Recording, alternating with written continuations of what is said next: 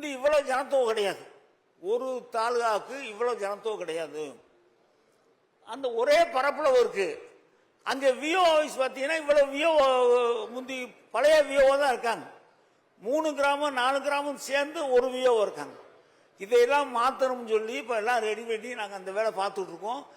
முதலமைச்சர் கவனத்துக்கும் சொல்லிட்டோம். இது எப்படியாவது நம்ம சரி பண்ணலைன்னா நமக்கு இந்த பட்டா வழங்க லேட்டுன்னு சொல்லும் போது இந்த பிரச்சனை வந்துச்சு. இருக்கிற அதிகாரிகளுக்கு வேலைப்பழுவை குறைச்சாத்தானே வேகமாக கொடுப்பாங்க. வேலைப்பழுவை கூட வச்சுருந்தா எப்படி கொடுப்பாங்க?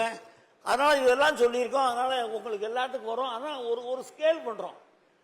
ஒரு ஜனத்தொகை இவ்வளவு இருக்கணும், இவ்வளோ பரப்பளவு இருக்கணும். சென்னையில் பார்த்தீங்கன்னா ஒரு தொகுதியும் பார்த்தீங்கன்னா ஒரு தாலுகா ஆஃபீஸர், ஒரு தாலுகா ஆஃபீஸர் சென்னையில்.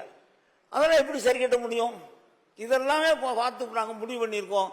உங்களுக்கு நல்ல செய்தி வேகமாக கிடைக்கும். அதுக்கு வேண்டிய ஏற்பாடு பக்கத்தில் ஃபைனான்ஸ் மினிஸ்டர் சுரண்டி ஒரு பக்கம் சதையே போயிடுச்சு. ஒரு பக்கம் சுரண்டி ஒரு பக்கம் சுரண்டிகிட்டே தான் இருக்கு. நேற்று கூட பார்த்தீங்கன்னா இதை அறிவிக்க சொல்லிட்டேன். அதனால் இதெல்லாம் நாங்கள் பண்ணிகிட்டு இருக்கோம். உங்களுக்கெல்லாம் நல்ல செய்தி கட்டாயம் வரும். தாலுகா ஆஃபீஸு இதெல்லாம் இப்போ இன்னைக்கு சொல்ல அந்த நாங்கள் ஃபைனான்ஸில் பேசிகிட்டு இருக்கோம்.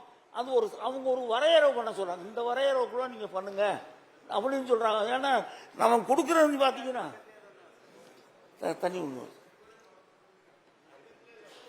மிக்ஜாம் புயல் வந்துச்சு. மிக்ஜாம் புயல் வரும்போது ஒன்றிய பாதுகாப்புத்துறை அமைச்சர் ராஜ்நாத் சிங் வந்தார். அவர் சுத்தி பார்த்தாங்க. அக்காக்கு தங்கச்சி அவர் ராஜ்நாத் சிங் வந்திருக்காரு, நமக்கு நிறைய ரூபா கொடுப்பாரு அப்படின்னு நினைச்சோம். ரைட், அது முடிஞ்சு போச்சு. பிறகு தென் மாவட்டங்களுக்கு திருநெல்வேலி தூத்துக்குடிக்கு ஃபைனான்ஸ் மினிஸ்டர் நிர்மலா சீதாராமன் வந்தாங்க. சரி, பணம் வச்சிருக்க மந்திரி வர்றாங்க, நம்ம கொடுப்போம்னு நினைச்சோம். 2 பேர் கொடுக்கல. 2 பேர் நம்ம கேட்டது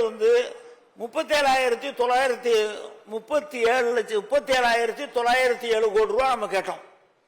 அவங்க கொடுத்தது வெறும் 272 கோடி தான் கொடுத்தாங்க. இதுக்கு 2 பேர் நாங்களும் இவங்கெல்லாம் மினிஸ்டர் பின்னால் ஓடினாங்க. பெரிய மந்திரி வந்திருக்காங்க, நமக்கு நிறைய ரூபா கிடைக்கும், விடக்கூடாதுன்னு சொல்லி ஓடினாங்க. ஓடி போய் பார்த்து ஒன்றும் நடக்கல. ஆனால் நீங்கள் சொல்லணும், நீங்கள் இன்னொன்று எப்பயுமே இல்லாமல் வந்த விட பார்த்தீங்கன்னா தமிழ்நாட்டில் அந்த வெப்பநிலை புதுசாக இருக்கு.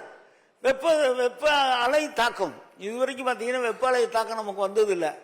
இந்த வருஷம் தான் பார்த்தீங்கன்னா பத்திரிகை போக்குவரத்து எல்லாத்துலேயுமே பார்த்தீங்கன்னா வெப்ப அலை தாக்கம் இருந்தது. அதையும் இப்போ நம்ம என்ன பண்ணுறோம்னா பேரிடர் கொண்டு போயிடுறோம்.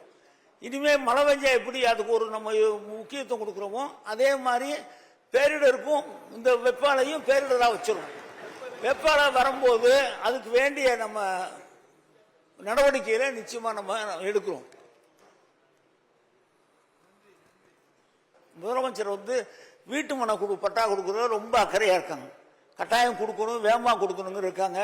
அதுக்கெல்லாம் வேகமா ஒரு முடிவு எடுத்து நல்ல முடிவா சென்னையில் பார்த்தீங்கன்னா பூரா பேருமே இந்த பட்டா சென்னை எம்எல்ஏக்களை பார்த்தாலே எனக்கு பயம். பூரா பேருமே பட்டா முதல்ல கேட்கணும்னு பட்டா தான் கேட்பாங்க. அதுக்கெல்லாம் ஒரு ஏற்பாடு பண்ணியிருக்கோம். அதுக்கு நம்ம தம்பி உதயநிதி தலைமையில் தான் கூட்டம் போட்டிருக்கோம். எம்எல்ஏக்கள் வந்தாங்க, கூட்டம் போட்டு அதுக்கு ஒரு முடிவு பண்ணி இந்த 3 விதமாக இருக்காது நிலங்கள் 3 விதமாக இருக்கு. அந்த 3 விதங்களை எப்படி நம்ம சரி பண்ணுறதுங்கிறத பார்த்து அதையும் நம்ம ரெடி பண்ணிடுறோம். இந்த வேலையெல்லாம் பார்ப்பதற்கு வேண்டிய அந்த வேலையை பார்க்குறோம். நீங்கள் எல்லாரும் உதவியாக இருக்க நேரத்தில் நிச்சயமாக யார் உதவியாக இருக்கீங்களா? சரி. செய்திகளை உடனுக்குடனும் துல்லியமாகவும் தெரிந்து கொள்ள சப்ஸ்கிரைப் பண்ணுங்க.